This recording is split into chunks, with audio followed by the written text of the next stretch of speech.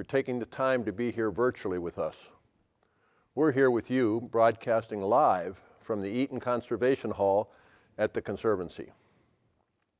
We're so grateful for you, to you, and for your continued commitment to our essential mission, which is to protect Southwest Florida's water, land, wildlife, and our future.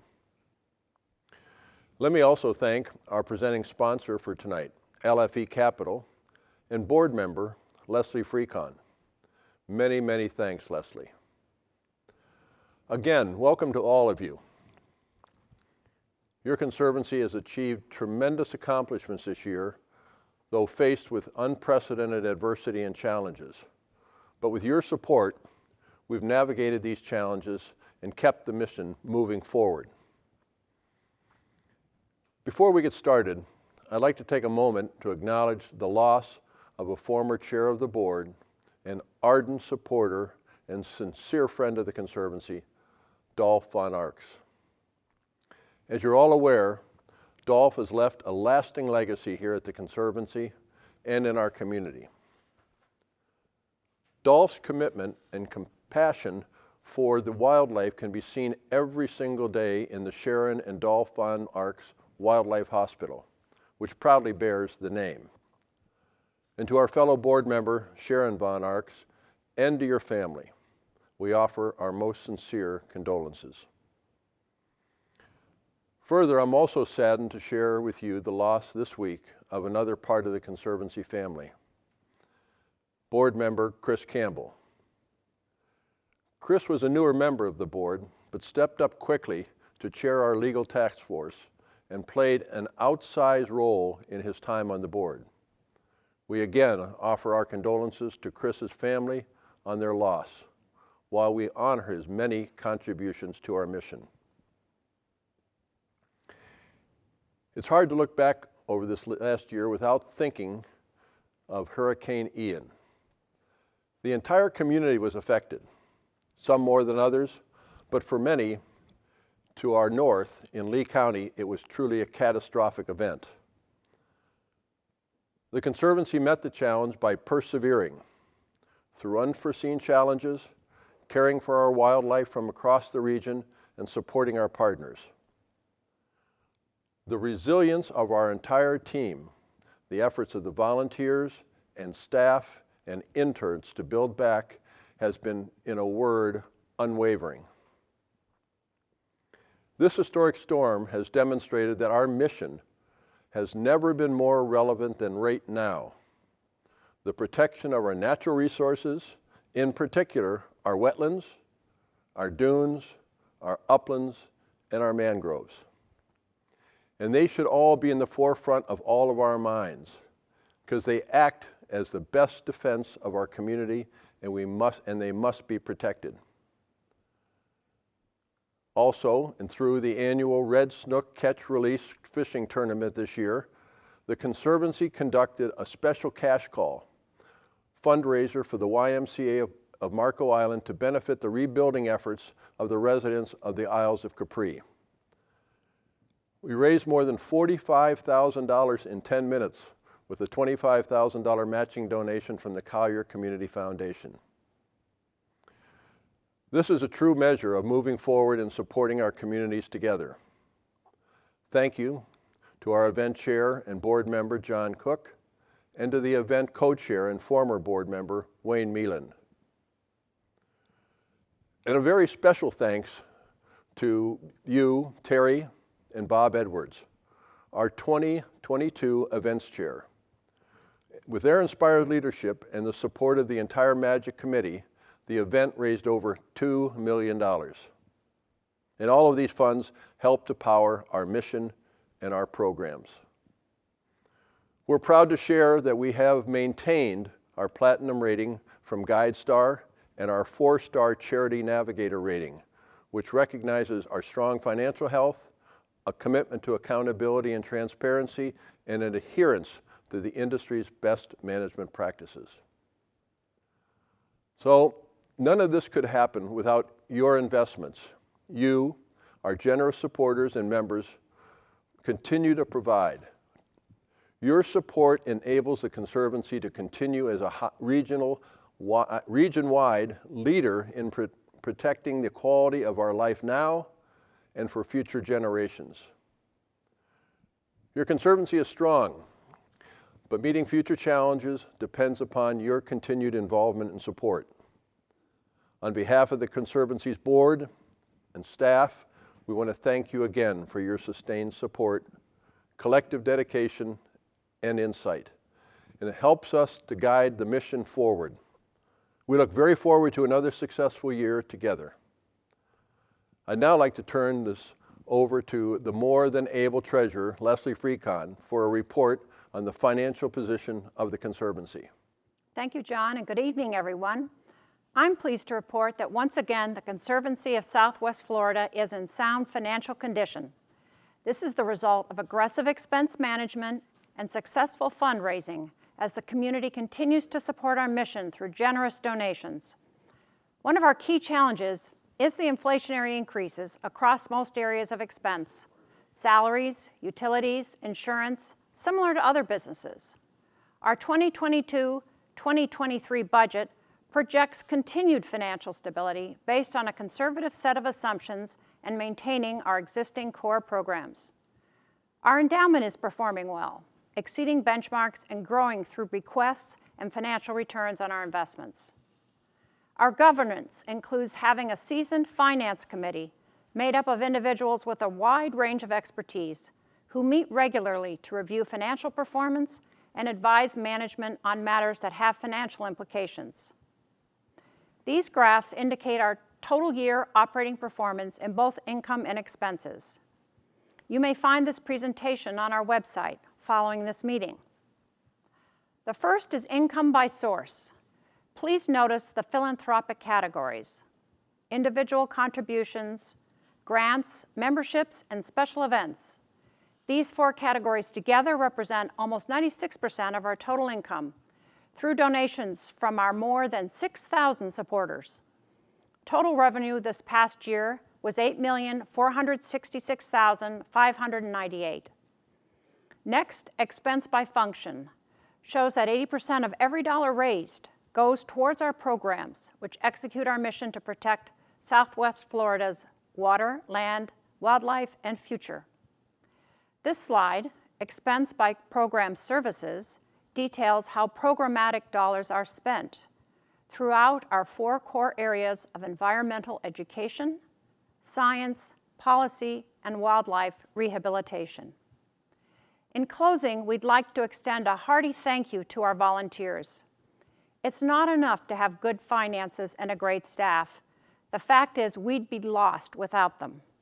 We always say the Conservancy could not operate without its volunteers. Our volunteers are a wonderful example of what people can do when they believe in a common cause.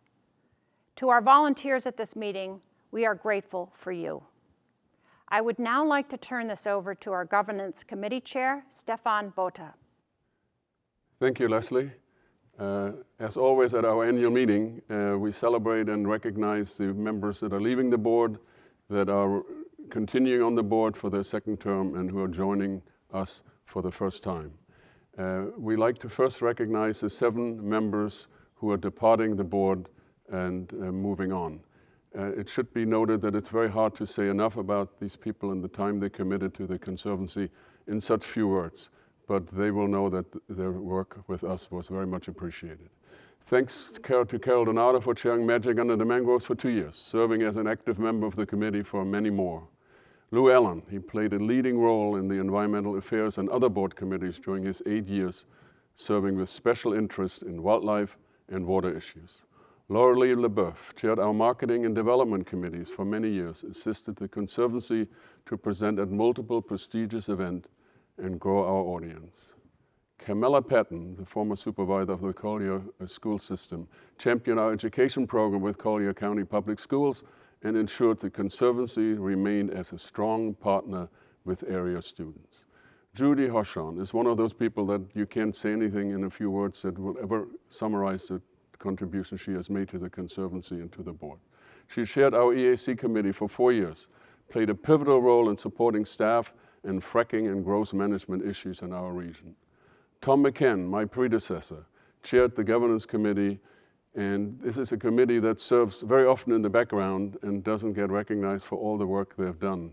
He reviewed our bylaws. He changed through a survey how we conduct our board's meetings in the future, and he helped with strategic guidance and ensure the board members feel valued and are engaged in meaningful manner, and also is responsible for all the new members that have joined the board. Van Williams was an active chair of the board, director for 4 years, and served on almost every committee of the board and provided guidance and support for our growth and management efforts. I'm happy to say that we have 2 candidates to be elected to the board for a second 4-year term. First, I'm honored to include myself, and I also want to mention Kimberly Leach-Johnson, who is standing for the second term. We also have 3 new members to nominate for a 4-year term to the board of directors. Nick Baders is well known in Southwest Florida, having served as the founding mayor of the village of Estero, among many other civic roles in Estero Lee County. Phil Gresh is a former board member who previously served with distinction as the chair of the governance committee, among many other active roles. He is also a former board chair of the Ocean Conservancy. Nanette Rivera expands our presence into Marco Island, where she has served with distinction as a member of the Big Cypress Water Management Board for several years, being appointed by Governor Ron DeSantis. Now I'd like to ask you, the members, to approve our slate of directors as presented. All in favor of the candidates as presented, please respond to the email ballot that you have received if you have not voted already. Otherwise, you have the option to vote on your screen. Congratulations and thanks. Our board is now poised and ready to navigate the coming year. Thank you all for your attention. Now I'd like to turn this over to Conservancy President and CEO Rob Moher. Rob is celebrating, by the way, 10 years at the helm of this organization, making him the longest serving CEO of the Conservancy in almost 60-year history. Rob, take it from here. Thank you, Stefan and Leslie and John, and good evening, everyone. You can see how fortunate we are to have such a talented and committed set of board members and leaders supporting all that we do here at the Conservancy. So to the entire board of directors watching tonight, thank you for serving and leading. We really believe in you, and we know that you believe in us. Before I begin my mission-focused presentation, I'd like to personally add to John's comments on the loss of some of our very dear friends at the Conservancy, and for whom I have professionally and personally depended on for wisdom and guidance in my role. Dolph von Arx. Dolph was tough but compassionate. He was a relentless fundraiser, but he always made his gift first. He challenged the staff, but was always there to support us. He believed in taking care of animals and our wildlife, but he was just about as passionate about protecting our land and water as well. Dolph conducted serious board meetings, but knew how to make everyone at a fundraising event make sure they were having a great time. Most of all, Dolph believed in the mission of the Conservancy and the staff that worked here every day, the interns that trained here, and the volunteers who donated their time. We've lost a great cheerleader, friend, donor, connector, and leader. The impact from his efforts live on, though, every day here at the Conservancy and will always be celebrated. And to the loss of Chris Campbell, I'd just like to share that just a few weeks ago, Chris was providing me, as the CEO, time-sensitive legal guidance on matters of great importance to the Conservancy. We will miss Chris and his outstanding legal mind and thoughtful comments at the board meetings and beyond. Also, just under a year ago, we lost our dear friend Sudi Geyer.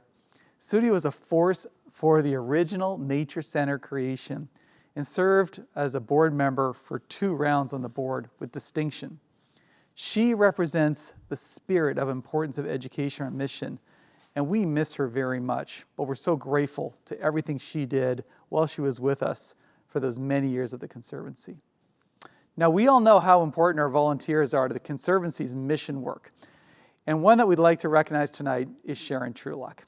She has been the leader of our Clam Pass volunteer program. Sharon, you might not know, was also the former HR director for the Conservancy, And she and her husband have put in over 18 years of very dedicated volunteer leadership. She is retiring, but we didn't want to let this go without saying, thank you, Sharon. We appreciate everything that you've done for us. Though not as a volunteer, there are partners in our community that also play leadership roles without whom it would be hard to advance our mission. Former Collier County Commissioner Penny Taylor, we wish to acknowledge your consistent leadership, your support, and passion for protecting the environment in our county. You have served in your role with great distinction, and we thank you. Tonight, I'm going to share with you a forward look into the conservation challenges and opportunity that we are all in the midst of. I sincerely hope this will inspire you, motivate you to take further action to help us meet the needs of our ever-changing environment. And here is your warning for tonight. There will be a quiz at the end of my talk, so indeed you do need to pay attention. The challenge for our mission starts with an ever more obvious presence of the changing climate impact on our weather, our community, and our environment. As we reflect on the impact of Hurricane Ian on our community and our region, we are reminded how powerful a force nature indeed is. I can recall many years ago our former board chair, Mary Deerholt, driving into the Nature Center with her old Mercedes, and on the back bumper was a sticker. Remember, Mother Nature always bats last, and how right she was. This picture you see before you was taken in Rookery Bay, where we dock our good fortune. As you can see, Captain Rick and I, this is where the 9-foot storm surge reached during Ian inside Rookery Bay. Yet you can see the mangrove forests survive this tidal surge without any permanent impacts. In fact, less than a week after the storm, we saw anglers, kayakers, and boaters enjoying pristine conditions in the bay. Yet the same is not true for other portions of our county and certainly our region. If there is one paramount message for tonight, it's this: nature is our best defense. And protecting wetlands, uplands, and mangroves are among the most important steps we must work to achieve. They represent the best and most affordable form of defense against the challenges of climate change and the impacts it brings to our coasts and to our peninsula. But more on that shortly. I'd like to acknowledge the tremendous role of our staff, our interns, and our support from volunteers who persisted in the preparation, cleanup, and mission work related to Ian. This was not easy work. Some of our staff had significant impacts to their homes and property, or to the homes of their family and friends. They still showed up, and they did the heavy lifting, the dirty cleanup work, and the vital mission work in less than ideal conditions. So thank you to my team for your commitment and dedication. You are all remarkable. Now into our mission work. Water is the foundational element. We talk about protecting water, land, wildlife, and our future, but we all understand that they're deeply interconnected, and water presents the foundation for our ecosystem health and also the well-being of our community. Due to the strong efforts of the Conservancy, strong partnerships, and outcry from citizens like you, Governor DeSantis vetoed Senate Bill 2508 in June, a bill that would have resulted in untold negative impacts to our precious natural resources. We thank the governor for holding the line and continuing efforts to advocate for and accelerate Everglades restoration efforts. You see, Senate Bill 2508 was an attempt by powerful agricultural interests in the state to create an end run around the much more transparent and balanced planning taking place with the Lake Okeechobee Systems Operating Manual, or LOSIM as it is affectionately known to us all now. It's important to note that the LOSIM process is one in which the Conservancy, in partnership with our friends at Sanibel Captiva Conservation Foundation, deployed our resources together, and we were the only groups on the West Coast providing independent critique of the proposed hydrologic models. This was very important in shaping a better outcome. We look forward to continuing being leaders together in shaping that balanced outcome for the future of our region. It's also important to note that LOSIM is one in which the Conservancy is really committed to for the long run. And they are really terrific partners over on the island for us. So we're looking forward to continuing that work. Nature is our best defense. And in those defenses, the role of wetlands stands as strategically important to protect and, when necessary, restore. The year 2022 brings with it the 50th anniversary of one of our nation's foundational environmental law, the Clean Water Act. Here in Florida, the Army Corps of Engineers has long been the agency responsible for deciding if development projects are compliant with this vital law. However, in December 2020, the authority to implement the Clean Water Act dredge and fill permitting program, also known as Section 404, was handed over exclusively to the state of Florida. In doing so, important federal protections were lost, resulting in fewer protections for our critical wetlands and the wildlife and the people that rely on them.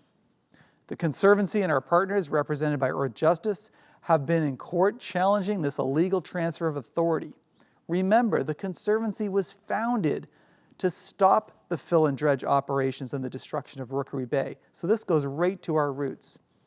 In March 2022, a federal judge agreed with us that the transfer was done inconsistent with law and also denied the state of Florida's efforts to dismiss our entire court case. The remainder of the case is yet to be heard. Every acre of wetland is essential to solving our water quality troubles by providing natural filtration, just as nature's kidneys. It's estimated that 1 acre of wetland can store up to 1 million to 1.5 million gallons of flood water and cleans that water, all for free, helping with storm events and water quality. Yet the Florida Department of Environmental Protection is close to deciding on immense and disastrous development and mining projects that will forever change Southwest Florida and the fate of our endangered species, our wetland flowways, and drinking water resources, and of course our cherished public lands. The Conservancy is fully dedicated to protecting critical wildlife habitat and wetland systems at risk, while we await the next steps in this groundbreaking court case. Now, we will move on to specific efforts to protect our land resources in the region. After more than a decade of efforts to dissuade the permitting for the Eastern Collier County Multiple Species Habitat Conservation Plan, thankfully we just have to say HCP, the plan, I am pleased to tell you, has been withdrawn from consideration. This is a significant win for the power of applied science linked with effective advocacy efforts. The U.S. Fish and Wildlife Service had been considering authorizing a 50-year permit. It's like a get-out-of-jail card for 50 years related to the Endangered Species Act that was requested by the 12 large landowners in Eastern Collier County. The authorization would have given a blanket approval for wildlife impacts to 19 state and federally protected species from the proposed sprawling developments and mining of 45,000 acres of Eastern Collier County, including lands that the Florida panther depends on for its survival and recovery. The Conservancy and its partners have spent years pointing out the fatal flaws of that plan and highlighting the deadly traffic that would result if the HCP and its associated developments would be approved. Over 800,000 additional daily vehicle trips, I wish it was only 18,000, 800,000 additional daily vehicle trips would be added under this plan on these roadways where Florida panthers are already being struck and killed regularly. It is estimated that another 200 miles of new or widened roadways would be constructed to support the developments. The Conservancy will continue to fight against inappropriate development threatening our wildlife and our water recharge areas in Eastern Collier County and throughout our region. The current population of the endangered Florida panther is estimated to be as low as between 120 and 230 cats. In order to secure the Florida panther's future, additional habitat to the north needs to be secured, and the corridors to connect them to the core population in our region is essential. Existing Florida panther corridors and habitats are also currently under threat from development. I want to emphasize we are providing solutions, not just opposition to these challenges. For example, the Conservancy has assembled maps and resources that stakeholders, agencies, and the public can utilize to prioritize those land acquisition dollars and protection efforts in advancement of a statewide wildlife corridor that will benefit not just the Florida panther, but also much of Florida's flora and fauna and the people. We see this as a positive area for continued work with many stakeholders involved in the Florida Wildlife Corridor Initiative. Finally, as it relates to our conservation of land resources, the Conservancy is very pleased to share with our members and supporters that the 2nd District Court of Appeals, the DCA, ruled in our favor, confirming our legal right to present evidence against Rivergrass Village with regard to traffic impacts and fiscal neutrality. And by fiscal neutrality, I mean the expenditure of your tax dollars. The DCA stated that the Circuit Court erred in siding with Collier County and Collier Enterprises because the community does have a right to bring forth claims related to a development's traffic and fiscal impacts. The Conservancy is very pleased that the DCA confirmed our legal rights. And we'd like to thank the 13 civic and environmental organizations who filed amicus briefs in support of our appeal.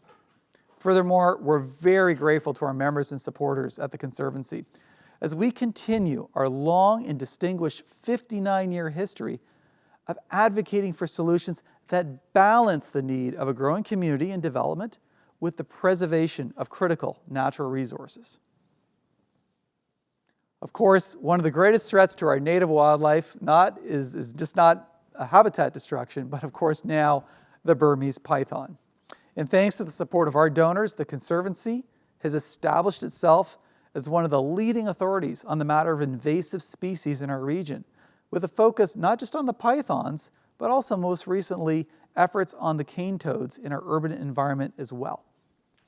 Relating to the Burmese python, continued collaborative efforts are underway with a wide range of partners, ranging from the Naples Zoo all the way up to the Department of the Interior and the state of Florida. Our goal remains to develop new knowledge through research and removal that can be used against these invasive species. We have to find better tools. And we want to interrupt, and we have been interrupting, the breeding potential of species through those record-setting removal efforts. It is an incredible amount of work that has been done. And this work, the work this year has attracted none other than the attention of National Geographic, whose multimedia coverage propelled the Conservancy python research and removal efforts globally.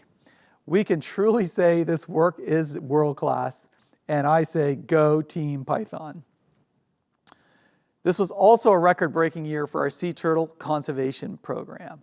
The 40th season of the Conservancy Sea Turtle Nesting Research and Monitoring Program on Keewaydin Island was a tremendous success, even with Hurricane Ian hitting the island at the tail end of the season.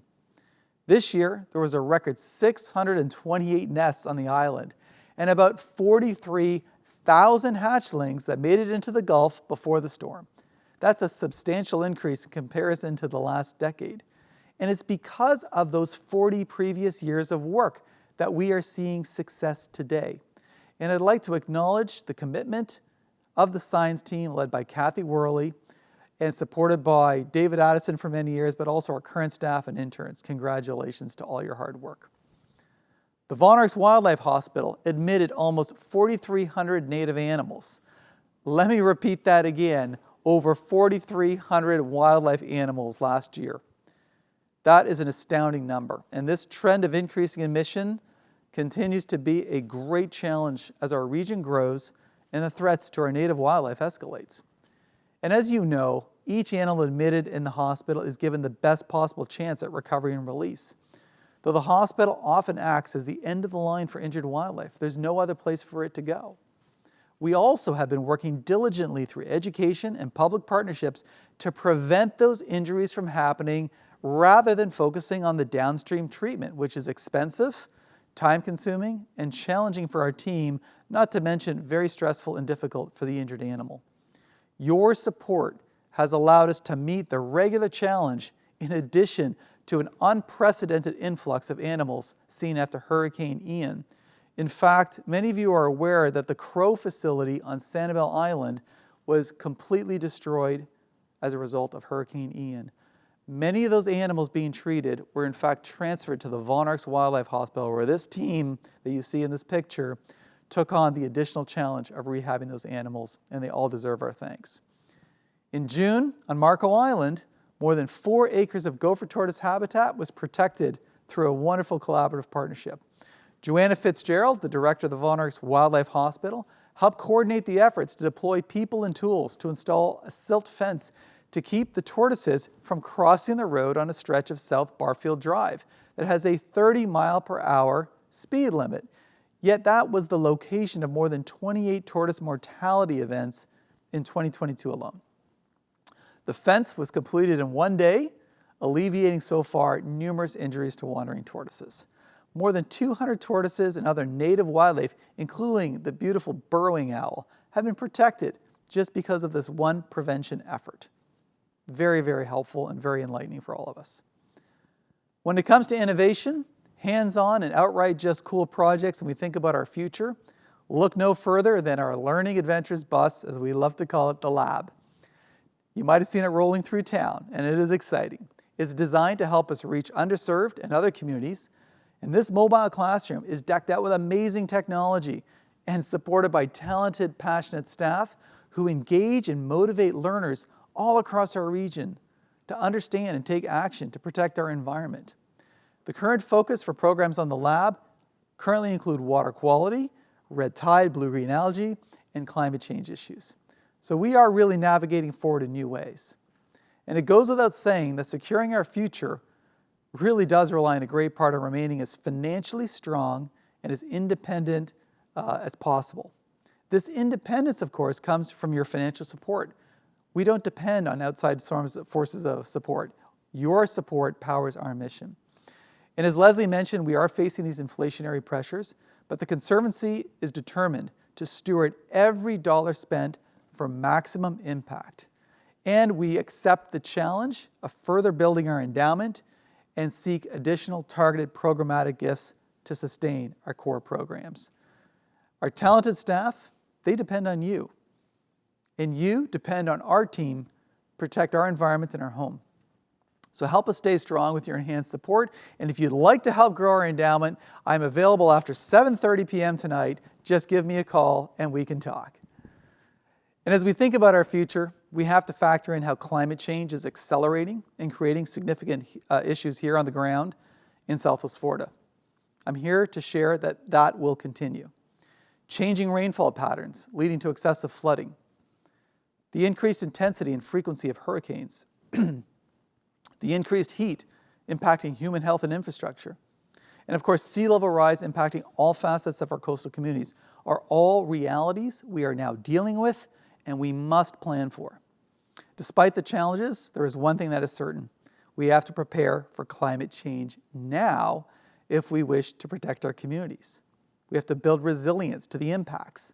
And of course, we have to take action to mitigate the causal effects of greenhouse gas emissions, which are the source of rapidly changing global climate.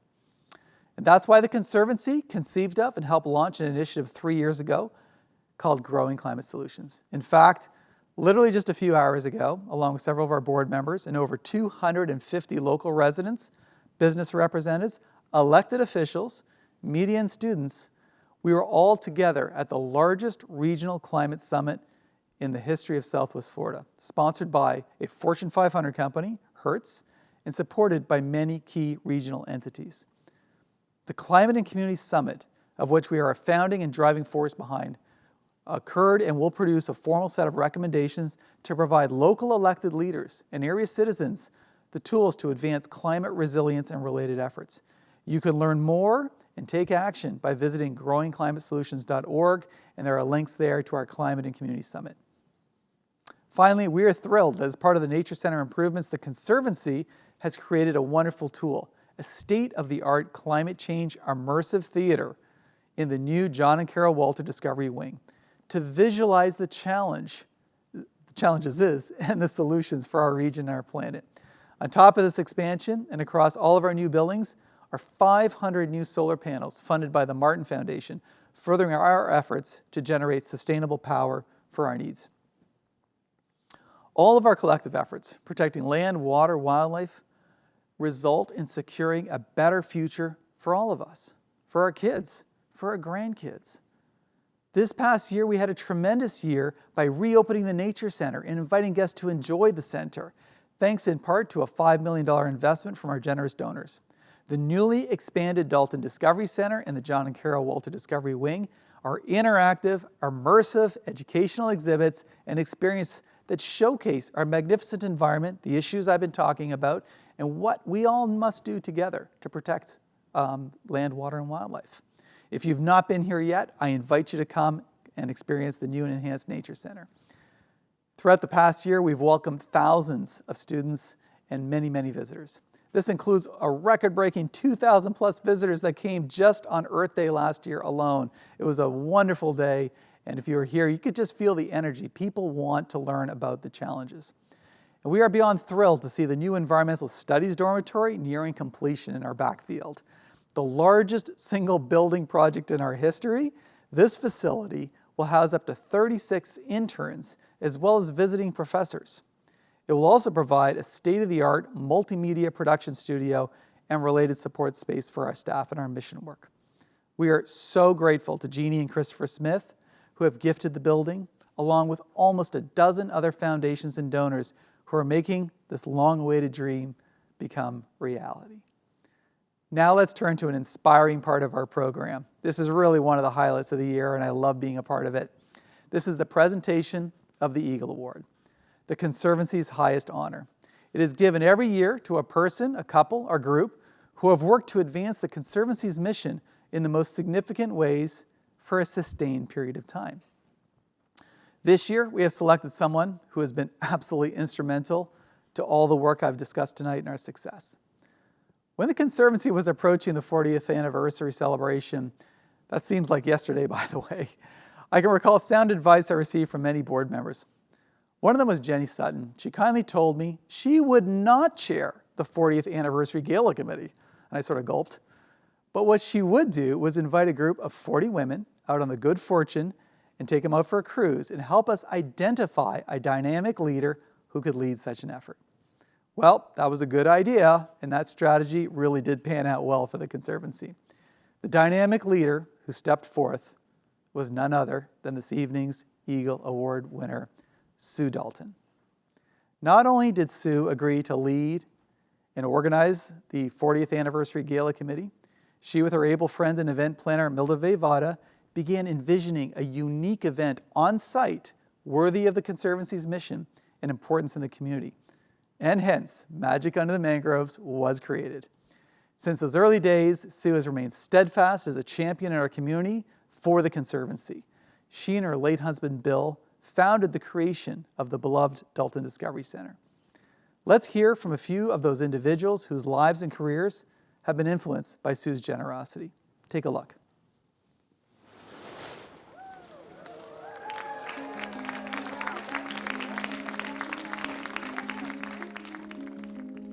The Dalton Discovery Center is an amazing facility that connects people to nature and inspires them to protect it. The Dalton Discovery Center has many exhibits and tools that helps the education department teach the thousands of guests and students that come through every year. The Dalton Discovery Center has really shaped my career in a lot of ways. I was an intern here in the education department back right out of college, and I was unsure what I wanted to do with my career path, didn't know if I wanted to go into research, more of the science field, go into education, or go into something that just take care of animals. From my career path here, I moved on to some other jobs and eventually returned back to the Conservancy as staff. And remembering what I really loved here at the Conservancy, which was actually doing informal education with students and the public. Sue Dalton's generous support throughout the years has allowed us to educate tens of thousands of guests. In the years to come, we'll be able to continue to serve our community and make sure that we are creating new environmental educators and stewards for the environment with future programs. So we have one of our members that comes through on a regular basis. Bo comes through with his grandmother. He's a 3-year-old. And he has learned the Dalton Discovery Center pretty well by the back of his hand. He leads his mom or his grandma around. He also likes to lead staff members around as well. He'll take them to the different exhibits and talk about, he'll say alligator or he'll say snake. And he knows some of our snakes by their species names. He's been through here so many times, but he still loves to do it. It's always something, new for him every time he comes through. And with other people in the Dalton Discovery Center, coming through and just learning more and more as they come through, that's what's so inspiring to us, and that's what makes our job special. Working here in the Dalton Discovery Center, I've gotten to get a lot more experience working with animals than I ever have before, and I think it has inspired me now to look for a career in zoology and working in environmental education so I can continue working with both the public and working with animals. I haven't yet had the chance to meet Sue Dalton, but I know working here in this building will help me achieve all of those goals. The Conservancy's Education Department is so grateful for Sue Dalton's generous support that allows us to educate the community now and for future generations.